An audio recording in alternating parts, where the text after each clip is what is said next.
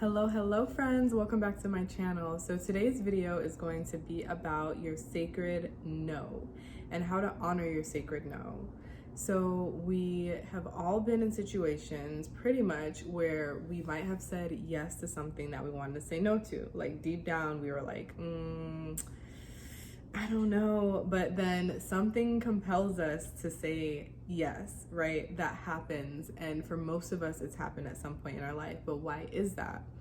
So most of us have been raised in the Western society where we're taught to people please, we're taught to be polite, we're taught to yes ma'am, no ma'am, especially in the South. And there's just so much people pleasing that has been built into our societal standards. So it can become really difficult to know what you truly want and don't want, which is something that seems to be a huge issue, especially like I said here in the West, because it's just so ingrained in us from a child, like from when we were children, to be polite, say hi to your auntie or whoever, and it's just like you can't really say no, or can you, right? So there's just this super people-pleasing thing that's happened that is a part of our etiquette now, but it really hinders us in ways that we don't even think about until it comes up for us that we want to say no, but we say yes. So how do you honor your sacred no? You honor your sacred no by pausing, by taking a moment to pause and really think about if this is something that not only you can do, but you want to do, because there are layers to it, right? There's the ability to even do it, and then there's the want or the desire to do it. So if it's something you can't even do, that's the easiest one to say no to, because it's something that you can't do, yet people still say yes to these things. So if it's something that you can't do and you know you can't do, but you find yourself rushing to say yes because you want to people please or you don't want that person to think XYZ, take a moment, pause, take a breath, and ask yourself, can I actually do this? And if that person is in front of you, you can ask them, please give me a moment, let me feel through this, so that you can really feel it in your body. Not let me think through this, let me feel through this, because your first test, the first thing that you're going through is whether or not you can even do it. And if it's something that you can't do, you'll definitely feel that, like, my body's saying no. And I'm not talking about if you physically can, yes, that's a part of it, but if your body's saying no, then honor that no. And don't be afraid to ask for that moment, because we all deserve a moment, right? So if you can't do it because your body says no, that gives you a beautiful space to say, you know what, I'll get back to you on this, or can I get back to you on this? Or just straight up, no, I don't think I can do that. Maybe is there somewhere else or some other way that we can do this, right? If it's something that you would like to collaborate on, or something that you feel like you want to do something with this person, but maybe not that. So there are many ways to get around it and get around that fear of disappointing someone, that fear of not, living up to an expectation. So if it's something that your schedule truly can't permit, that's another layer, that's another test that you can put it through as you filter in that moment of silence.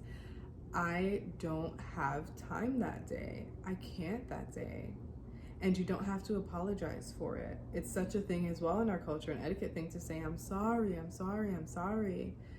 You don't have to be sorry. There's nothing to be sorry about. If you already had plans, or if you can't do it, it is what it is. So after you filter it that way, then it's, do I want to? Do I desire to? Is it something that I desire?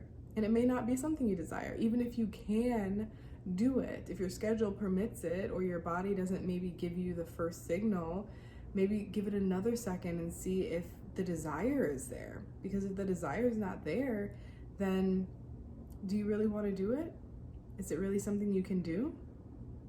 So really honoring your body's desires, really honoring what brings you and gives you pleasure, and knowing what gives you pleasure is key for this.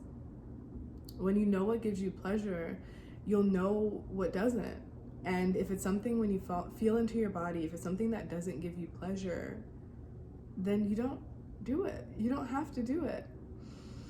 So your no becomes sacred. Your no is not just thrown around, and your yes is not just thrown around either, because just as there's a sacred no, there's a sacred yes. So you can also call this a hell no or a heavens yes, or whatever way that you want to put it, but there's a sacred no and a sacred yes.